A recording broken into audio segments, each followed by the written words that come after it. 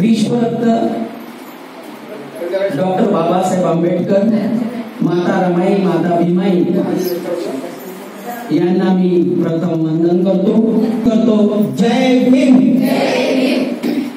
सर्वप्रथम मी आपले सगळ्यांचे आभार व्यक्त करतो की आपले जे अनेक दिवसाचे जे प्रयत्न होते आणि आपण जो प्रयास केला होता, आपण जो एक ध्यास घेतला होता की आपल्या इतक्या सगळ्या आजूबाजूच्या ग्रामीण भागात महिला शाखा झाली आणि आपल्या इथेच शाखा नाही तर ती शाखा आपण आज म्हणजे तो योग आज इतका सुंदर दिवस आहे की छत्रपती शाहू महाराज यांची आज भारतातील असे समाज सुधारक आणि आरक्षणाचे जनक छत्रपती शाहू महाराज यांच्याबद्दल मी म्हणे की वसा घेतला समाज सुधारणेचा, वसा घेतला समाज सुधारणेचा,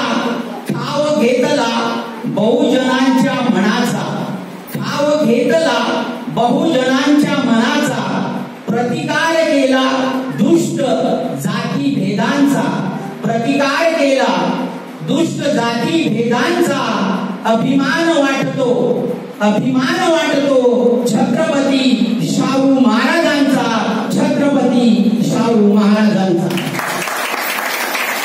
स्वप्न, शाहू महाराजांचं स्वप्न हे समग्र परिवर्तनाचे होतं।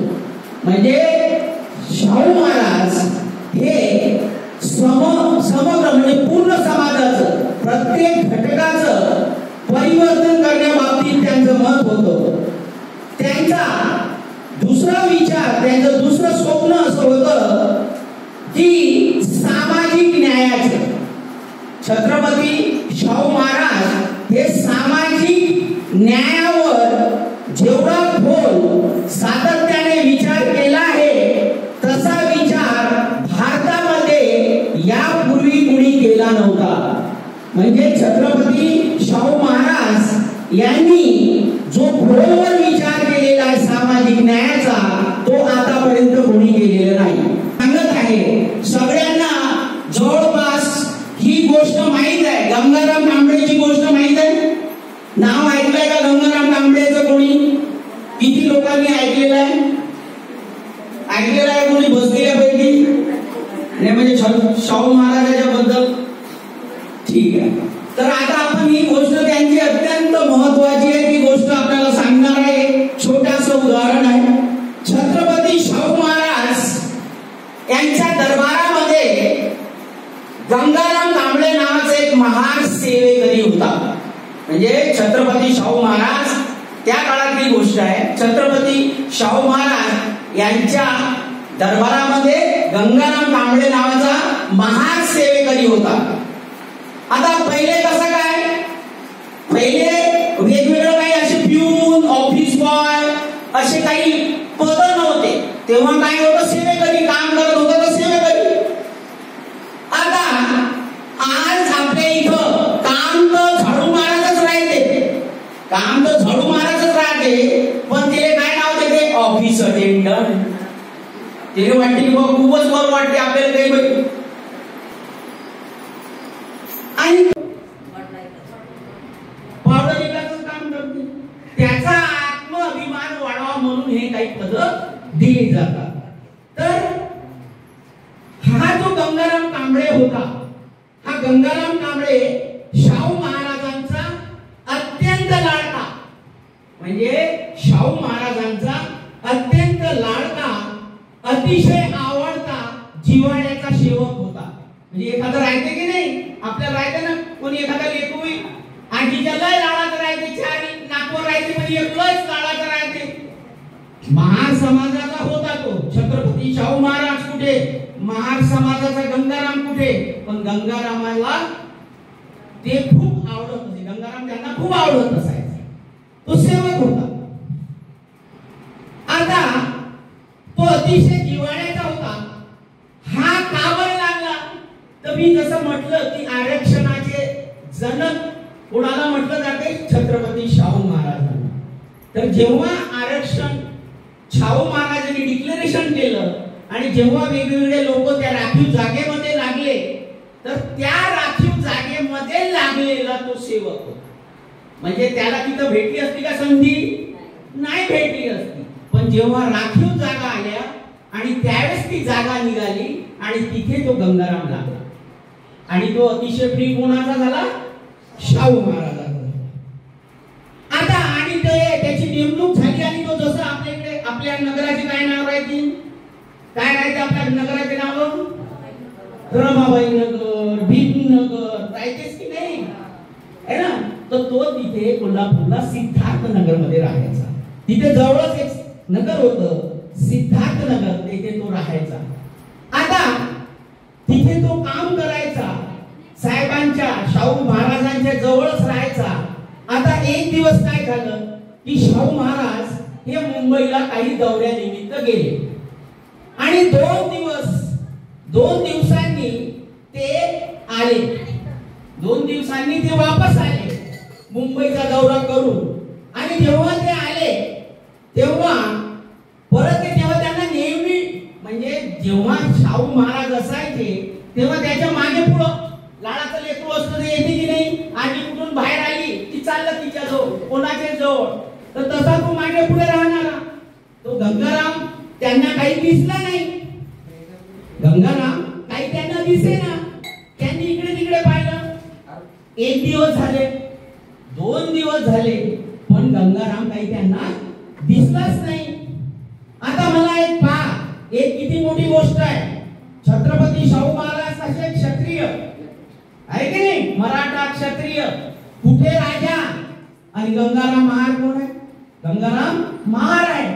पण ते नातं पहा, म्हणजे जिव्हाळ्याचं नातं कसं असते ते पहा. आणि त्याची वाट कोण पाहून राहिलं आहे की नाही? महाराज एवढा मोठा कोणाची वाट पाहून राहिला? शाहू महाराज कोणाची वाट पाहिजे? गंगाराम कांबळेची. गंगाराम कांबळे कोण आहे? महार आहे. महार म्हणजे ते गावाच्या बाहेर, बरोबर आहे की नाही? तसा तो होता. मग 2 दिवस झाले तो दिसला नाही आणि त्यांनी मग चौकशी करतात.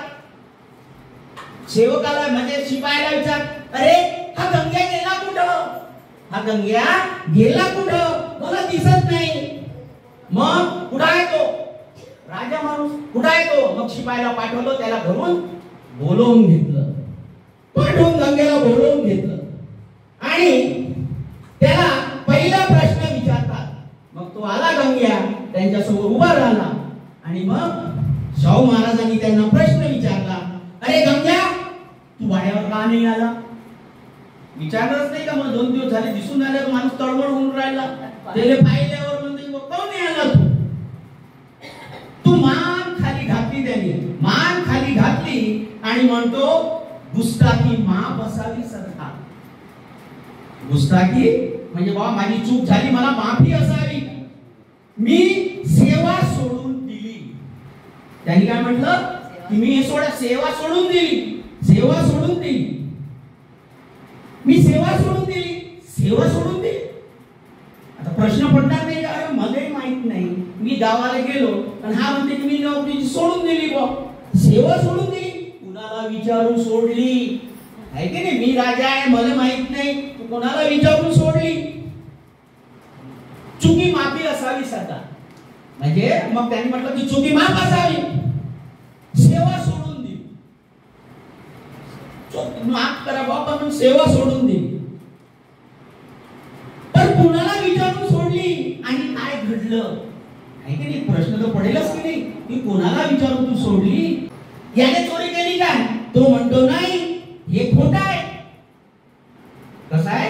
हे खोटं आहे. हे काय? खोटं आहे. मग आता हे खोटं आहे म्हटल्यावर महाराज काय हुशार नाही का? त्याला काय समजलं नाही का काय गणित आहे तर? आहे की नाही? मग महाराजांना समजलं, महाराजांना सगळं प्रकरण लक्षात आलं.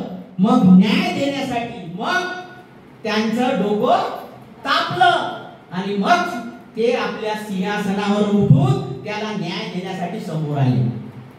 महाराज उठले, ज्याने त्याने चाकाला फोडले होतो तो महाराजाचे आता ज्याने गंगाराम कांबळेला मारलं होतं तो जो व्यक्ती होता तो होता महाराजांच्या जातीचाच, तो होता क्षत्रिय मराठा, तो व्यक्ती होता क्षत्रिय मराठा. त्याला सांगितलं, मग महाराजांनी काय केलं, त्याला सांगितलं की चल तुझा शर्ट काढ, तुझं शर्ट काढ आणि सांग तुला कोणत्या कोड्याने मारलं याने, तू कोणत्या कोड्याने याला, कोणत्या चाबुकाने मारलं याला. मग त्यांनी म्हटलं की ह्या चाबुकाने मारलं, त्या चाबुकाने मारलं. तो चाबूक तूच घे आणि माझ्या हातात दे. त्यानेच तो चाबूक घ्यायला लावला आणि महाराजांनी तो हातात घेतलं. हातात चाबूक दे. आणि मग इथे खरी न्यायाची गोष्ट सुरू होते. तर भारतात म्हणजे महाराजांनी त्या काळामध्ये जातीवर, त्यांच्या जातीचा होता तो मारणारा, पण शाहू महाराजांनी त्याच्याकडे लक्ष दिलं काय, चूक केलेली आहे, अन्याय केलेला आहे आणि हातात चाबूक घेतलं. तर त्यावेळेस जातीवर, धर्मावर मात करून सामाजिक न्याय देण्यासाठी शाहू महाराज पहिल्यांदा उभे राहिले. त्यांच्या जीवनामध्ये पहिल्यांदा जर उभे राहिले असतील शाहू महाराज त्या गंगाराम कांबळेला सामाजिक न्याय देण्यासाठी. कशासाठी मी शब्द काय वापरतो लक्षात ठेवा, आपण याच्यावर थोडंसं बोलू. तर सामाजिक न्याय देण्यासाठी गंगाराम कांबळे उभे राहिले. शाहू महाराज पहिल्यांदा उभे राहिले. त्यांनी काय मग चाबूक घेतला आणि ते रपारप मग त्याला मारायला सुरुवात केली. आणि ज्या पद्धतीनं गंगाराम कांबळेची पाठ फोडली होती, त्या व्यक्तीनं गंगाराम कांबळेची पाठ फोडली होती, तशीच पाठ शाहू महाराजांनी त्याची फोडली, त्याची पाठ फोडली. झालं की नाही? मग आपल्याला काय वाटत आता, झाला ना, आता न्याय झाला. अरे असंच म्हणा की नाही तुम्ही, मला न मारलं, राजानं त्याला पकडलं पण राजानं त्याला बी मारलं, बरोबर आहे की नाही? मग तुम्हाला काय वाटलं, इथं न्याय संपला असं तुम्हाला वाटेल. पण येथे न्याय संपलाच नाही. इथं संपला काय, का नाही संपला सांगा बरं, का नाही संपला असेल, काय वाटत असं? नाही नाही, न्याय एवढ्यासाठी नाही संपला की छत्रपती शाहू महाराज हे सामाजिक न्यायाचे प्रणेते. आता पण याच्यात येऊ, कारण की काय झालं, त्यानं काय केलं की गंगारामनं नोकरी सोडली होती. नोकरी सोडली होती की नाही? आता येणं जर नोकरी सोडली, याचे बायको लेकरं सगळं घर, आता उपाशी राहील की नाही? काम करन तर पैसे भेटतील, नाही करन तर कसं होईल? हा, आता तो नोकरीला जाणारच नव्हता, मग त्याला पैसे भेटतील काय? अरे कोणी कामाला गेलं तरच पैसे भेटते ना, काय बोर करताय, कामाला गेले तेव्हाच भेटते ना पैसे, नाही तर कोणी देते का तसं? महिनाभर नका जाऊ, देते काय? तो घरी चालला गेला. मग छत्रपती म्हणजे शाहू महाराजांनी विचार केला की उद्यापासून हा जगेल कसा. राजाला विचार करायची गरज आहे काय? तो ते चपराशी, शिपाई, सेवेकरी, एवढा मोठा राजा, त्या राजाने विचार करायला पाहिजे काय? करायला पाहिजे काय? नाही. पण राजांनी रात्री बसले आणि विचार केला की हा उद्या जगेल कसा, याचे घरचे लोक काय खातील, हा काय करेल. मग काय केलं त्यांनी, पुन्हा बोलवलं. ते जा रे म्हणे गंगारामले बोलवून आणा. मग पुन्हा बोलवलं आणि गंग्या एक कर. गंगा तू तर आता काम काय करणार नाही माहिती आहे की नाही, तू एक काम कर म्हणे, तू एक हॉटेल खोल म्हणे. हॉटेल खोल? अरे बाबा, हौदाले पाण्याने हात लावला तर मला फोडून टाकलं, पाणी वाटलं तर मला मारलं. उद्या मी जर हॉटेल खोललं तर माझ्या हाताचं बाटलेलं खाले कोणी येईन काय, चाय प्यायला येईन काय? मोठा प्रश्न आहे की नाही. आज आपले दुकान चालत नाही, आजच्याही स्टेजले फार कमी जागे अनुभव घ्या तुम्ही खेड्यापाड्यानं, ते महाराजाचं दुकान आहे, ते बुद्धाचं दुकान आहे, तिकडे नका जाऊ, इकडे या. डायरेक्ट नाही म्हणत, पण सांगते ते होते की नाही. जर मी खोटं बोलत असेल तर माईक सोडून दे. बरोबर आहे की नाही. तो काळ होता, तो हसला म्हणत, अरे बाबा राजा म्हणते की हॉटेल खोल, पण इकडे पाहिलं तर हात लावला. मेरे को नहीं इतना बताऊंगा थोड़ा सा, अब वो कुछ भी हो जाए. ऐकायचं आहे की नाही. मी ही स्टोरी सांगितल्याशिवाय थांबणार नाही. मला त्याच्या किती मोठ्या एवढी सांगत असतो तर काय हो, तर काय हॉटेल खोलला. तो हसायला लागला बाबा मध्ये, कोणी माझ्या हॉटेलला. मग त्यांनी काय म्हटलं, महाराज म्हणे हे पहा म्हणे, तू हॉटेल खोल, मी तुझ्या पाठीशी आहे. काय दिलं त्याला, धीर दिला. अरे तू हॉटेल टाक, मी तुझ्या पाठीशी आहे. असं जर पुन्हा आपल्या घरात ते मात्र सांगत नाही. तो काय म्हणतो, ते मात्र सांगत नाही. सेवा सोडली, सेवा सोडली, मी सेवा सोडली म्हणते महाराज. तुम्हाला ऐकायचं. मग त्यांनी म्हटलं ऐकायचं. तो म्हणतात महाराज होय मला ऐकायचं. सरकारच्या समोर महाराज उभे आहेत. आणि मग त्या गंग्यानी काय केलं, आपला शर्ट काय केला, असा मागे उचलला आणि महाराजांसमोर असे महाराज आहे, हा शर्ट काढला आणि उभा झाला. आता उभा झाल्यावर जेव्हा महाराजांनी त्याच्या पाठीकडे पाहिलं तर त्याची पाठ चाबकाने मारून फोडून काढली होती आणि त्याच्या पाठीवर आपल्या मांसाचे चिथडे झालेले होते. त्यातून रक्त निघत होतं.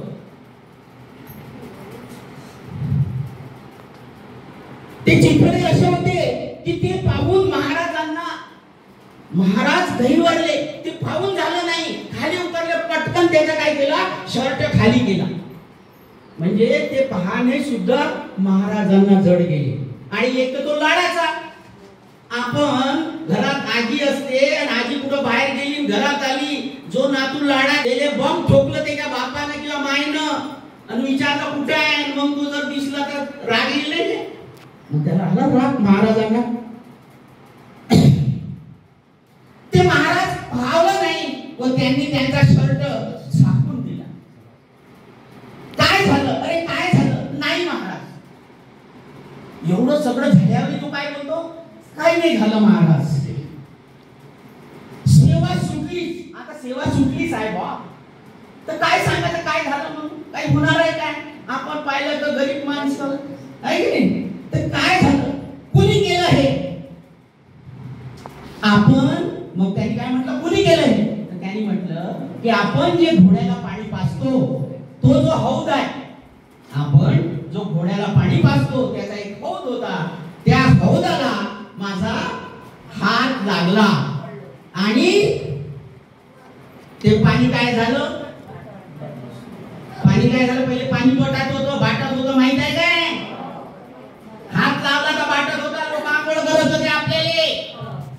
जे नवीन आहे त्याला माहित नाही, जे जुन्या बाया आहे त्याला माहित नाही. त्याला माहित आहे अंगातून गेलं तर त्याला हे होत आहे. बरोबर आहे की नाही. असा त्याचा हे होता. त्यांनी बाबा ते पाणी बाटलं म्हणून त्यांनी मला माझा हात लागला, ते पाणी बाटलं आणि मला त्यांनी मारलं. आणि मग म्हटलं कोणाचा आहे, कोण आहे तुला मारणार.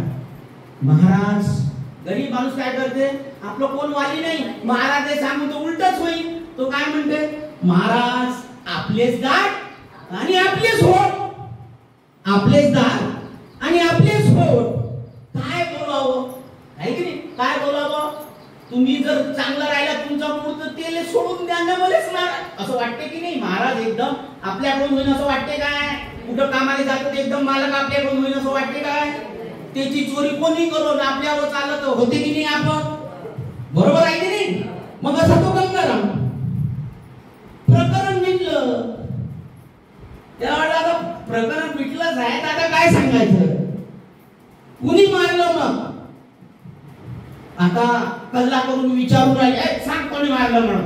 मला सांग एवढा मोठा धिप्पाडा राजा ते दिसते ना याच्यापेक्षा भयंकर देहदृष्टी होती त्यांची पाहिल्यानंतर घाबरायचे. मग तो गंगाराम आहे. मग म्हणजे ठीक आहे मला ह्या मामलेदारांनी मारलं. मग महाराजांनी त्याला बोलवलं इकडे. तू आला. मग त्याला विचारलं तू मारलास याला तू मारलास. तो म्हणा होय महाराज. मारलंच आहे हो नाही म्हणून तर काय म्हणून. हो महाराज मी मारलं. का मारलं का मारलं तर तो काय म्हणतो यानं चोरी केली. काय म्हटलं यानं चोरी केली. मग महाराज कोणाकडे चोरी केली कोणाकडे चोरी केली. त्यांनी सांगितले अमुक अमुक माणसाकडे येणं टमुक टमुक सोन्याचे दागिने चोरले यांनी चोरी केली. मग त्याला बोलवलं. मग त्याला विचारलं काय हा म्हणतो की तुझ्या इच्छी चोरी झालेली आहे तर तुझ्या इच्छे दागिने मुद्देमाल दाखव मला कुठे चोरी झालेला आहे. मग त्याला विचारतो म्हणे काय तुझ्या घरी चोरी झाली. तो म्हणतो पोराले म्हणला चल तू धंदा टाक त्या पाठीशी मी या पैसे लागले तर मी देईन. पोट्याने ताकद देते की नाही. तिले वाटला एवढा मोठा राजा तर आपल्याला ताकद देत आहे तर म्हणते ठीक आहे बाबा नाही की नाही तू हॉटेल चालू कर. आता हॉटेल चालू कर म्हणजे पोराचा खेळ आहे काय. आता म्हणलं असं की हॉटेल चालू कर तर चालू झालं का. अरे आता हे त्यांच्या हॉटेल चालू करतो असायला लागला. आणि मग महाराज म्हणाले की मी तुझ्या पाठीमागे. आता हॉटेल चालू करायचं म्हटलं तर काय पाहिजे. पहिली गोष्ट कुठं पाहिजे जागा कशी पाहिजे. अरे हॉटेल जर तुमचं चालवायचं असेल तर कसं पाहिजे मेन चौकात पाहिजे की नाही. जिथं लोक येणं जाणं जास्ती चाय पाणी भूक आहे की नाही. मग त्या ठिकाणी हॉटेल पाहिजे. मग आता ते गंगाराम जवळ जागा होती काय. गंगाराम काय श्रीमंत होता त्याच्याजवळ कोणती जागा होती. मग महाराजांनी काय केलं तिथंच थांबले नाही. महाराजांनी काय केलं तिची जे महानगरपालिका समजा त्याच्या समोर चौकात त्याने जागा दिली. कोणती जागा दिली सरकारी जागा दिली की तू ह्या ठिकाणी बांध हॉटेल. आता तेवढ्या वेळेस थांबले का शाहू महाराज थांबले असतील ना. असं कसं न्याय चालू आहे. त्याचं काम आहे का काही असं पुढं करायचं. चल तुले हॉटेल काढायला सांगितलं तुले जागा दिली. मग आता जागा दिल्यावर हॉटेल बांधायला काही लागते की नाही. बल्ल्या लागते हे लागते टीन लागते त्यावेळेस बांबू लागते की नाही लागत. त्याच्यात खुर्च्या लागतील टेबल लागतील की नाही. मग महाराजांनी काय केलं महाराज तिथेच थांबले काय. महाराजांनी काय केलं त्यांना ते सगळं सामान दिलं. तू हॉटेल लाव. मग आता नाव काय ठेवायचं नावासाठी तर भानगड होते ना होते की नाही. हे नाव ठेवू की ते नाव ठेवू. महाराज म्हणे तुझ्या हॉटेलचं नाव आहे सत्यशोधक. काय नाव ठेवलं त्यांनी सत्यशोधक. हा शब्द कुठला आहे सत्यशोधक हा शब्द कुठून आला असेल. महात्मा ज्योतिबा फुलेचं नाव ऐकलेलं आहे ना. महात्मा ज्योतिबा फुलेने सत्यशोधक समाज काढला की नाही. त्यावेळेस थोडस पुस्तक वाचायचं. आता मी प्रश्न विचारतो आणि तुम्ही म्हणाल की नाही बा असं कसं होईल. भारतीय बौद्ध महासभेच्या झाल्या तुम्ही आता तुमची इच्छा राव नाही राव आम्ही तुमच्याकडून काम करून घेऊ पण काम करायला लावू आणि एका सोबत मिळून आपण हे दाब्याला पुढं नेऊ एकदम बंबईच्या जवळ. आता हालत तर नाही येणे काही चाक नाही पण आपलं नाव जाईल आपलं काम जाईल. तर मग त्याचं नाव बी ठेवण्यात आलं. काय झालं त्याचं नाव काय ठेवलं सत्यशोधक. काय नाव आहे काय नाव ठेवलं. आता ते नाव ठेवलं सत्यशोधक झालं. त्यानं दुकान लावलं. आता मला सांगा गिराईक पाहिजे की नाही दुकान लावलं. अरे गिराईक राहील तर ते कोणी चाय पी कोणी भजे खाईल. दुसऱ्या दिवशी महाराज ऑफिसात गेले आणि सगळ्यांना म्हणून लागले. ते तिचे ब्राह्मण होते त्यांच्या ऑफिसात सगळे चांगले कर्मचारी. कोणी ब्राह्मण होता कोणी मराठा होता, कोणी कुणबी होता. त्याला काय म्हणतात, चला रे आपल्याला गंग्याच्या हॉटेलमध्ये जायचं आहे. कुठं जायचं आहे? गंग्याच्या हॉटेलमध्ये भजे खायला जायचं. आता त्याच्यातले लोक म्हणते, अरे महाराजच्या याच्यात भजे खायला म्हणते महाराज. आता कोणी म्हणते माझं पोट दुखून राहिलं महाराज मी नाही येत. कोणी म्हणते महाराज म्हणजे वैद्याने सांगितलं आहे की बाहेरचं काही खायचं नाही. एखादा म्हणते महाराज मी नाही येत, माझ्या बायकोने सांगितलं बाहेरचं खायचं नाही. आता अलग कार्य देऊन राहिले ना, देतच असतील की नाही. मग आता ते कारण दिल्यावर महाराज समजले. महाराज म्हणे अरे घाबरू नका. काय म्हणायचं? घाबरू नका, तुमच्या साऱ्याचे पैसे मी देईन. काय म्हटलं? सारे खा तुम्ही, पैसे कोण देईल? आहे की नाही. मग आता सगळ्याला काय झालं, आता महाराज जर पैसे देत आहे आता तर जास्त लागल. सगळ्याला बग्गीत बसवलं आणि बग्गी ती पुढे आली. त्यावेळेस बग्गी होती, काही मोटर गाड्या नव्हत्या. बग्गीत बसले, आले त्या हॉटेलात. आणि त्या हॉटेलात आल्यावर जेव्हा ती बग्गी गंगाराम याच्या हॉटेल जवळ थांबली, पहा तो प्रसंग विचार करा तुम्ही. 2 मिनिटं डोळ्यासमोर आणा. मी जेव्हा हा आणला रात्री माझ्या डोळ्यासमोर तर मला रडू आलं की बा एक महाराज आपल्या सगळ्या कर्मचाऱ्याला घेऊन पुढे आलेला आहे. गंगाराम कोणाच्या इथं? महाराजच्या. त्या काळातली गोष्ट सांगून राहिलो. गंगाराम कोण होता? आणि मग जेव्हा ते आपली गाडी तिथे थांबवली तो ते पाहून गंगाराम ढसाढसा रडला. ते आनंदाश्रू होते, ते रडालं. अरे बापरे, हा महाराज आहे की कोण आहे? वाटत नाही काय? अरे येणं नुसतं मले न्याय तर दिलाच नाही, हॉटेलले जागाही दिली, हॉटेलही लावून दिलं, सारं काही दिलं, सामानही घेऊन दिलं. पण आता काय केलं? एवढ्या मोठ्या लोकांना घेऊनही आला. आहे की नाही? ते त्याच्या कल्पनेच्या पलीकडे होते. भजे खाली असा विचार करून काय महाराज ते त्याच्या अंदाजा पलीकडे घेऊन येतो. अंदाजे नाही करू शकत माणूस कधी कधी. आहे की नाही? अशा गोष्टी घडतात की आपण त्याचा विचारही नाही करत, अंदाजही नाही करत. आणि तो आनंद म्हणजे त्या आनंदाने त्याला भान राहिलं नाही. आणि मग महाराज तातडीनं कशाला आलेला आहे की एका महाराजा हातचे भजे खाण्यासाठी. काय खाण्यासाठी? भजे खाण्यासाठी. मौसम झालाय की नाही, सगळ्याला वाटते की नाही, घरात बनवतोस की नाही, पाणी पडला की नवरा म्हणते बनव ना माय भजे.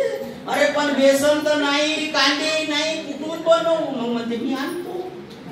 होते की नाही? भजे म्हणलं की मला बी वाटून राहिलो. आता सांगून तर राहिलो वातावरण. आहे की नाही?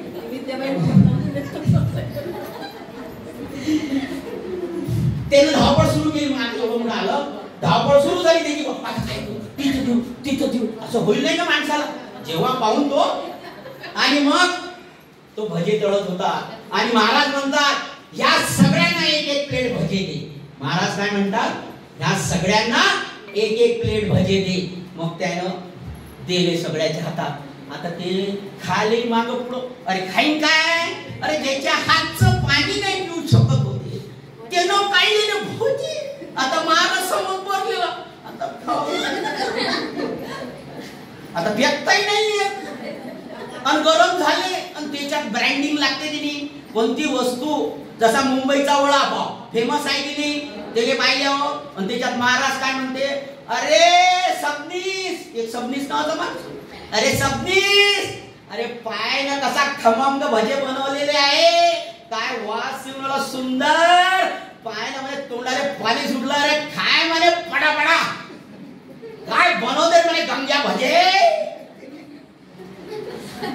खटो लोकांना खायला ब्रँडिंग करायला लागत काय? एखादी ऍडव्हर्टाईज करायला लागते नाही, चांगला आहे भजा. खाल्ल्यावर त्याला वाटलं नाही. आहे की नाही? मग त्यांच्या हातचे ते भजे खाल्ले. आहे की नाही? मग भजे खाल्ल्यानंतर ते संपलं. आणि खाल्ल्यानंतर मग आता दुकान चालले पाहिजे की नाही? मग दुकानात चालल्यावर गाडी काय पाहिजे? आणि महाराजांनी काय दिले त्यांना? मग पैसे दिले. त्या सगळ्यांचे पैसे दिले. आणि महाराज तिथेच नाही थांबले, तर ते दररोज काही लोकांना घेऊन तिथे जायचे. कशाला? चाय प्यायला, भजे खायला. तर हे काय झालं? हा झाला सामाजिक न्याय. एखाद्यावर अन्याय झाला आणि त्याला ती पनिशमेंट मिळाली तर तिथं थांबते काय? ती झाली न्याय. पण शाहू महाराज कशाची गोष्ट करत होते?